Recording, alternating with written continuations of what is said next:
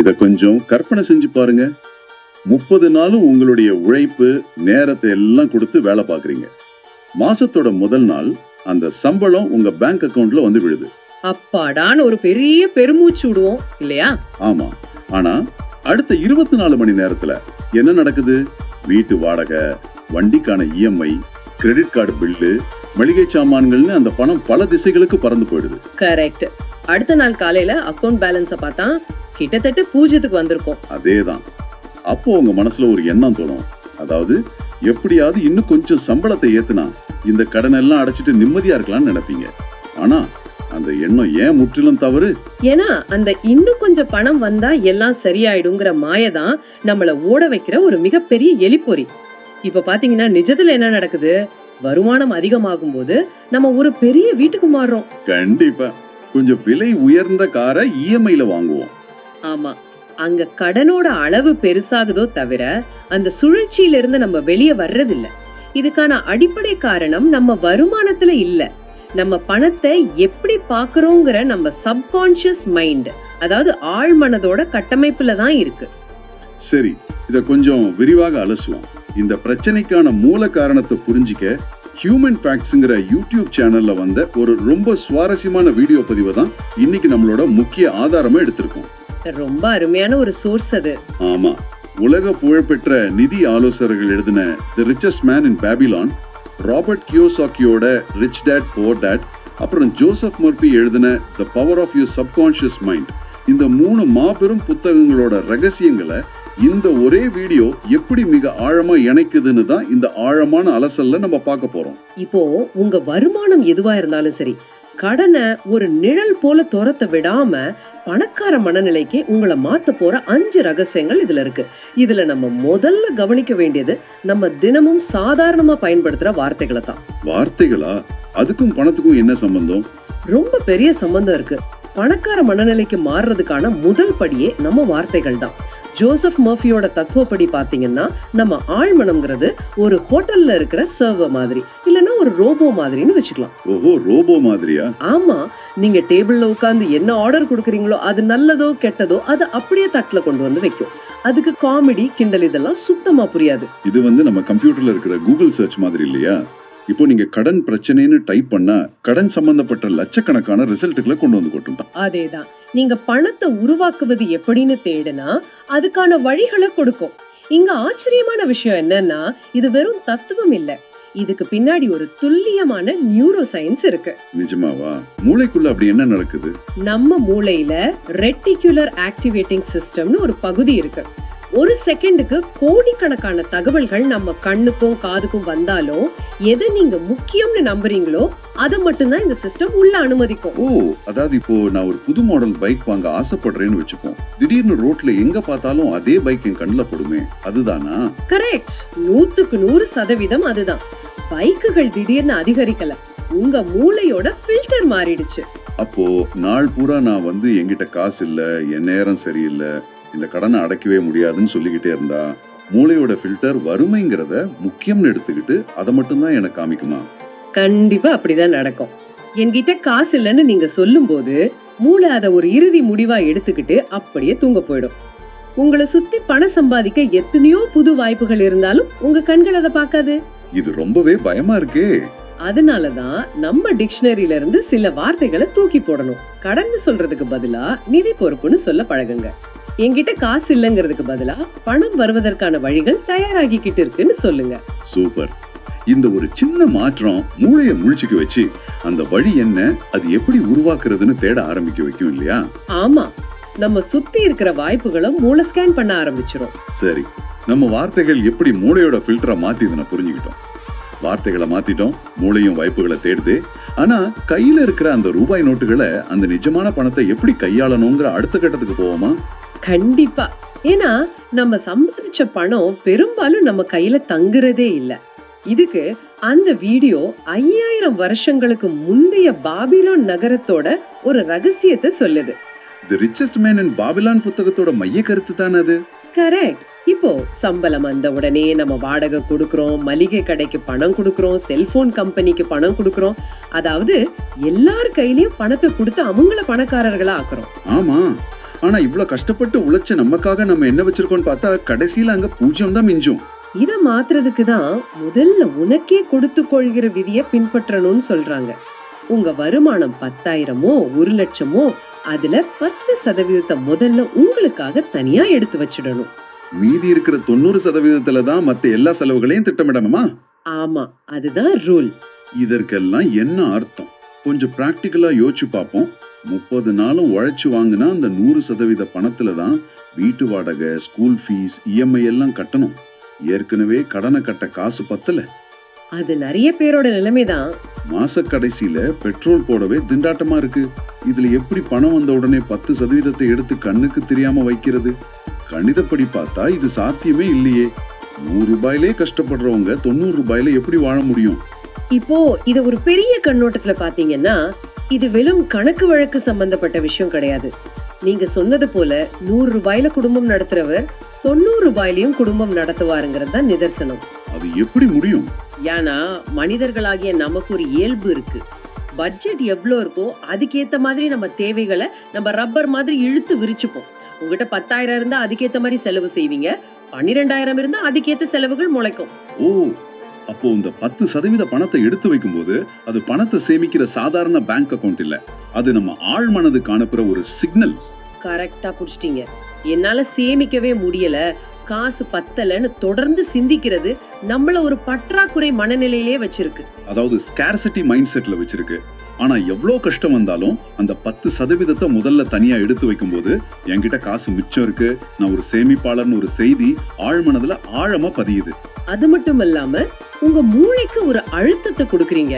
மீதி இருக்கிற 90% பணத்துல எப்படி வாழ்க்கையை ஓட்டுறதுன்னு உங்க மூளை தானாவே புது வழிகளை தேட தொடங்கும். தேவையற்ற சிறு சிறு செலவுகள் உங்க கண்ணுக்கு தெரிய ஆரம்பிச்சிடும்.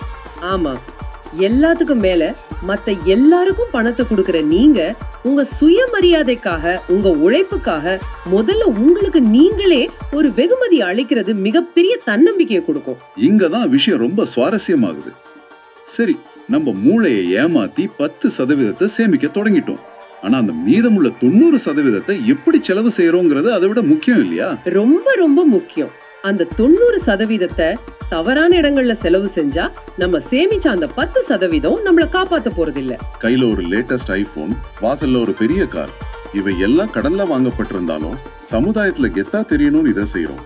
இததான் ராபர்ட் கியோசாகி தன்னோட ரிச் டாட் புவர் டாட் புத்தகத்துல மிக கடுமையா விமர்சிக்கிறார். மிடில் கிளாஸ் மக்கள் ஏன் வாழ்நாள் முழுக்க கடனாளியாவே இருக்காங்கன்னு அவர் சொல்ற காரணம் ரொம்ப சிம்பிள். என்னது? அவங்களுக்கு அசெட் எது, லயபிலிட்டி எதுங்கிற வித்தியாசம் தெரியறதில்லை. கியோசாக்கியோட விளக்கம் ரொம்ப எளிமையானது. எந்த ஒரு பொருள் உங்க பாக்கெட்டுக்குள்ள பணத்தை கொண்டு வருதோ அது அசெட், அதாவது சொத்து. அப்போ எந்த ஒரு பொருள் பாக்கெட்ல இருந்து பணத்தை வெளியே எடுக்குதோ அது சுமை, அதாவது லயபிலிட்டி. அதேதான். மத்தவங்க முன்னாடி கெத்தா தெரியணும்னு இஎம்ஐல ஒரு விலை உயர்ந்த போன் வாங்குறது எப்படி சொல்லலாம்னா, ஒரு அழகான பளபளப்பான ஆனா ரொம்ப பாரமான கல்லை நீங்களே விலை கொடுத்து வாங்கி அதை சங்கிலியால உங்க முதுகுல கட்டிக்கிட்டு நடக்கிறது மாதிரி. மிக சரியான உதாரணம். பாக்கெட்ல இருந்து ஒவ்வொரு மாசமும் அந்த இஎம்ஐ பணத்தை அது வெளியே எடுக்குது. அந்த பாரம்ங்கிறது வெறும் பொருளாதார சுமை மட்டும் இல்ல, அது உங்க மனசின் மேல ஏற்றப்படுற ஒரு சைக்கலாஜிக்கல் சுமை. நிஜமாவா? அது எப்படி? நீங்க ஒவ்வொரு முறை அந்த விலை உயர்ந்த போனை கையில எடுக்கும் போதும், அந்த பெரிய கார்ல ஏறும் போதும் உங்க சப்கான்ஷியஸ் மைண்டுக்கு நான் இன்னும் கடல்ல தான் இருக்கேன், இதுக்கான இஎம்ஐ கட்டணுமேங்கிற பயத்தை அது தொடர்ந்து உணர்த்திக்கிட்டே இருக்கும். ஓஹோ, உங்களை ஒரு பணக்காரனா காட்டிக்க நினைச்சு உள்ளுக்குள்ள கடனாளிங்கிற உணர்வை ஒவ்வொரு நொடியும் வளர்த்துக்கிறீங்க. இது உங்களோட நிம்மதியையே உறிஞ்சிடும். கண்டிப்பா. அப்போ இந்த தற்பெருமைக்கான செலவுகளை எப்படி தடுக்கிறது? அந்த கவர்ச்சியான விளம்பரங்களை பார்க்கும்போது மனசு சலனப்படுது. வாங்கறதுக்கு முன்னாடி ஒரே ஒரு நிமிஷம் சிந்திக்கிறது தான் அந்த ரகசியம். உங்க கிரெடிட் கார்டை ஸ்வைப் செய்யறதுக்கு முன்னாடி ஒரு நிமிஷம் கண்ணை மூடி உங்க ஆழ் மனது கிட்ட கேளுங்க, இந்த பொருள் எனக்கு பணத்தை கொண்டு வருமா, இல்ல ஏன் பாக்கெட்ல இருக்கிற பணத்தை இன்னும் எடுக்குமான்னு. அந்த ஒரு நிமிடம் சிந்தனை தான் நீங்க தொடர்ந்து அந்த எலி பொறியில ஓட போறீங்களா இல்ல அதுல இருந்து வெளியே வர போறீங்களான்னு தீர்மானிக்கும். அசட்டுகளை நோக்கிய உங்க பயணம் அந்த ஒரு நிமிஷத்துல தான் தொடங்குது. ஆமா, கரெக்ட். சரி, பகல் புறா விழிப்புணர்வோட நம்ம வார்த்தைகளை கவனிச்சிட்டோம், 10% சேமிச்சிட்டோம், தேவையற்ற சுமைகளை வாங்காம தவிர்த்துட்டோம். ஆனா ராத்திரியில லைட்டை ஆஃப் பண்ணிட்டு படுக்கும் போதுதான் பல பேருக்கும் நாளைய பத்தின பயமோ கடனை பத்தின பதற்றமோ விஸ்வரூபம் எடுக்கும். ஆமா, அந்த நேரம் தான் ரொம்ப குரூஷியல். அந்த நேரத்துல நம்ம ஆழ் மனதை எப்படி டியூன் செய்யறதுன்னு இந்த வீடியோ பேசுது. தூங்குறதுக்கு முந்திய அந்த 5 நிமிஷங்களை த மேஜிக் டைம்னு சொல்றாங்க. மேஜிக் டைமா? அப்படி என்ன நடக்கும் அந்த 5 நிமிஷத்துல? அந்த நேரத்துல உங்க மூளை தீட்டா அலைகளுக்கு செல்லும். அப்போ ஆழ்மனம் எந்த எதிர்ப்பும் இல்லாம விழித்திருக்கும். அப்போ நாளைக்கு எப்படி கடனை கட்டுறதுன்னு பயந்துகிட்டே தூங்குறதுக்கு பதிலா உங்க கடன் எல்லாம் தீர்ந்துட்டதா கற்பனை செய்யணுமா? அதாவது போன்ல லோன் க்ளோஸ்டுன்னு மெசேஜ் வர்றதாவும் அந்த நிம்மதியை அனுபவிக்கிறதாவும் கற்பனை செய்யணுமா? பொறுங்க, இது எனக்கு கொஞ்சம் இடிக்குது. என்னாச்சு? நான் பெட்ல படுத்துக்கிட்டு எல்லாம் சரியாயிடுச்சுன்னு ஒரு போலி சிரிப்போட கற்பனையா ஒரு மெசேஜ் வரதா நினைச்சுக்கிட்டா என் பேங்க்ல இருக்கிற 5 லட்சம் ரூபாய் லோன் மாயமா மறைஞ்சிருமா? இது கேட்க ரொம்ப டாக்ஸிக் பாசிட்டிவிட்டி மாதிரி இல்லையா? சும்மா கற்பனை செஞ்சுக்கிட்டா நிஜத்துல எப்படி பணம் வரும்? இது ஒரு முக்கியமான கேள்வியே எழுப்புது. இது வெறும் பகல் கனவாங்கிற சந்தேகம் எல்லாருக்கும் வர்றது இயல்புதான். ஆனா நம்ம இங்க மேஜிக் செஞ்சு கடன் அடைக்கிறத பத்தி பேசல, மனித உடலோட பயாலஜி பத்தி பேசுறோம். பயாலஜியா? ஆமா, அறிவியல் ரீதியா பார்த்தா மூளைக்கு நிஜத்துல நடக்கிறதுக்கும் நீங்க மிக ஆழமா கற்பனை செய்யறதுக்கும் உள்ள வித்தியாசம் தெரியாது. நீங்க நாளைக்கு என்ன நடக்குமோன்னு பயந்துகிட்டே தூங்கும் போது உங்க உடம்புல கார்டிசால்ங்கிற ஸ்ட்ரெஸ் ஹார்மோன் சுரக்குது. ஓ, அப்போ அடுத்த நாள் காலையில எந்திரிக்கும் போது மூளை ஃபைட் ஆர் ஃபிளைட், அதாவது ஏதோ ஒரு ஆபத்துல இருந்து தப்பிக்கணுங்கிற பதற்றத்திலேயே இருக்குமா? அதேதான். பதற்றத்துல இருக்கிற ஒருத்தரால நிதானமா ஒரு வியாபார முடிவையோ சேமிப்பு முடிவையோ எடுக்க முடியாது. ஓஹோ, அப்படி என்றால் லோன் அடைஞ்சிட்டதா கற்பனை செய்யறது கடனை மாயமா மறைக்க இல்ல, அந்த பயத்தை, அந்த கார்டிசால் ஹார்மோனை நிறுத்துறதுக்காக. அந்த நிம்மதிங்கிற உணர்வை நம்ம முன்கூட்டியே அனுபவிக்கும் போது மூளை டோபமைன் மாதிரி நல்ல ஹார்மோன்களை சுரந்து நம்ம பாதுகாப்பா இருக்கும்னு நம்ப தொடங்குது. முற்றிலும் உண்மை. அந்த பயம் நீங்கின உடனே உங்க மூளை அமைதியாகிடும். அடுத்த நாள் காலையில நீங்க முழிச்சு எழும்போது ஒரு புது தெளிவோடும் நம்பிக்கையோடும் எழுவீங்க. பயத்தால உறைஞ்சு போயிருந்த மூளை இப்ப தீர்வு கண்டுபிடிக்க தயாராயிடும். ஆமா, நேத்து வரை கண்ணுக்கு தெரியாத புது வாய்ப்புகள், புது பிசினஸ் ஐடியாக்கள், இல்லனா சேமிக்கிறதுக்கான வழிகள் உங்க கண்களுக்கு தெளிவா தெரிய ஆரம்பிக்கும். அந்த 5 நிமிட கற்பனை உங்களோட நரம்பு மண்டலத்தை சாந்தப்படுத்தி அடுத்த நாள் பூரா நீங்க எடுக்கிற முடிவுகளை பாசிட்டிவா மாத்துது. சூப்பர். எதிர்காலத்தை பத்தி எப்படி நம்பிக்கையோட தூங்குறதுன்னு பார்த்துட்டோம். ஆனா நம்ம வாழ போறது இந்த நிகழ்காலத்துலதான். நிகழ்காலத்துல இருக்கிற கஷ்டங்களை, பிரச்சனைகளை எப்படி கையாளுறதுங்கிற இறுதி மற்றும் மிக முக்கியமான 5வது ரகசியத்துக்கு வருவோம். இந்த ஆதார வீடியோவே இததான் வாழ்க்கைய மாத்த போற மாஸ்டர் கீன்னு சொல்லுது. அதுதான் நன்றி உணர்வு, அதாவது கிராட்டிடியூட். நீங்க எதற்கு நன்றி சொல்றீங்களோ அது உங்ககிட்ட அதிகமா வந்து சேருங்கிறது தான் பிரபஞ்சத்தோட விதி. இது பலரும் ரொம்ப சாதாரணமா கடந்து போற ஒரு விஷயம். மனிதர்களாயே நம்ம எப்போதுமே நம்ம கிட்ட இருக்கிற 90% நல்ல விஷயங்களை விட்டுட்டு இல்லாத அந்த 10% குறைய நடிச்ச புலம்புறதுலதான் அதிக கவனம் செலுத்துவோம். கண்டிப்பா. அவனுக்கு மட்டும் எப்படி ப்ரமோஷன் கிடைச்சது, எனக்கு சொந்த வீடு இல்லையே, என் வாழ்க்கை மட்டும் ஏன் இப்படி கஷ்டமா இருக்குன்னு குறைகளை கண்டுபிடிக்கிறதுலயே நம்ம மூளை பழக்கப்பட்டுடுச்சு. நம்ம எவ்வளவு எளிதா கையில இருக்கிற சின்ன விஷயங்களை மறந்துட்டு புகார் சொல்றோம். அந்த புகார்கள் நம்மள அறியாமலேயே நம்மள ஒரு நெகட்டிவ் வட்டத்துக்குள்ள தள்ளிவிடுது. ஐயோ, இது இல்லையே அது இல்லையேங்கிற பயம்தான் கடனுக்கான அடிப்படை. கரெக்ட். ஆனா உங்க கையில இருக்கிற வெறும் 10 ரூபாயா இருந்தாலும் அதுக்கும் இன்னைக்கு உங்களுக்கு கிடைச்சிருக்க வேலைக்கும் நீங்க சுவாசிக்கிற காற்றுக்கும் மனசார நன்றி சொல்ல தொடங்கும் போது உங்க மூளையோட கெமிஸ்ட்ரியே மாறுது. எங்க நன்றி இருக்கோ அங்க பயம் இருக்காது, பயம் இல்லாத இடத்துல கடன் தங்காதுன்னு சோர்ஸ் ரொம்ப அழகா குறிப்பிடுது. இதோட உளவியல் தத்துவத்தை ஆழமா பாத்தீங்கன்னா, நீங்க ஒரு சின்ன விஷயத்துக்கு நன்றி சொல்லும் போது உங்களோட ஆழ்மனம் எப்படி முடிவெடுக்குது தெரியுமா? எப்படி? ஓ, இவருக்கு கையில இருக்கிற பொருளை நினைச்சு சந்தோஷப்படுற மனப்பக்குவம் இருக்கு, இவர் திருப்தியா இருக்காரு, அப்படியானால் இவருக்கு இன்னும் நிறைய நல்ல விஷயங்களை கொடுக்கணும்னு அது வேலை செய்ய தொடங்குது. வாவ், திருப்திங்கிறது தான் பணக்கார மனநிலையோட அடிப்படை. எப்போ நீங்க நன்றி சொல்ல ஆரம்பிக்கிறீங்களோ அன்றே நீங்க ஸ்கேர்சிட்டி மைண்ட் செட்ல இருந்து அபண்டன்ஸ் மைண்ட் செட்டுக்கு, அதாவது வளமை மனநிலைக்கு மாறிடுறீங்க. அதேதான். இன்னைக்கு நம்ம விவாதிச்சது வெறும் தியரிகள் இல்ல, இது ஒரு முழுமையான வாழ்க்கை முறை. கடனுங்கிறது ஒரு நிழல் போன்றதுன்னு இந்த வீடியோல ஒரு அழகான வரியை குறிப்பிட்டிருந்தாங்க. நீங்க இருட்டை பார்த்து பயந்து ஓடுனா நிழல் உங்களை துரத்தும். ஆனா நீங்க வெளிச்சத்தை நோக்கி, அதாவது நேர்மறை எண்ணங்கள், சேமிப்பு, நன்றி உணர்வுங்கிற வெளிச்சத்தை நோக்கி நடக்க ஆரம்பிச்சா அந்த நிழல் தானாகவே உங்களுக்கு பின்னாடி போயிடும். ஆமா, அதை எதிர்த்து நம்ம சண்டை போட வேண்டியதில்ல, நம்ம பாதைய வெளிச்சத்தை நோக்கி திருப்பினா மட்டும் போதும். இத சுருக்கமா மீண்டும் ஒரு முறை பாத்திரலாம். முதல்ல முடியாது, இல்லைங்கிற உங்க வார்த்தைகளை மாத்துங்க. அதுதான் உங்க மூளைக்கான கட்டளை.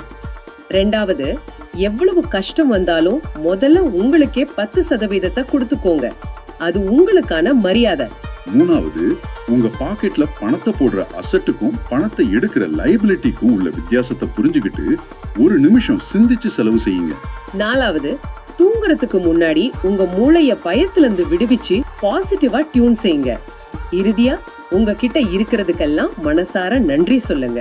இந்த ஆழமான அலசல நிறைவு செய்யற தருணத்துல உங்களை சிந்திக்க வைக்கிற ஒரு ஆழமான கேள்வியோட இதை முடிக்க விரும்புறேன். சற்று ஆழமா யோசிச்சு பாருங்க. உங்க பேங்க் அக்கவுண்ட்ல இருக்கிற அந்த கடன்கிறது வெறும் பேப்பர்ல இருக்கிற எண்களோட தொகுப்பு மட்டும்தானா? இல்லன்னா உங்க அன்றாட சிந்தனைகள்ல, நீங்க பேசுற வார்த்தைகள்ல, நீங்க தூங்குறதுக்கு முன்னாடி நினைக்கிற பயங்கள்ல, நீங்க சுமந்துகிட்டு இருக்கிற பற்றாக்குறைங்கிற உணர்வோட வெளிப்பாடு மட்டும்தானா? இந்த வறுமையும் கடனும் உங்க மனசால, உங்க தேர்வுகளால உருவாக்கப்பட்டதுன்னா உங்க மனசாலேயே அதை நிச்சயம் அழிக்கவும் முடியும் இல்லையா? இன்னைக்கு நாம விவாதிச்ச இந்த 5 ரகசியங்கள்ல எந்த ஒரு பழக்கத்தை இன்றிரவு முதல் நீங்க உங்க வாழ்க்கையில தொடங்க போறீங்க? சிந்திச்சு பாருங்க. மீண்டும் ஒரு சுவாரஸ்யமான அலசல்ல சந்திப்போம்.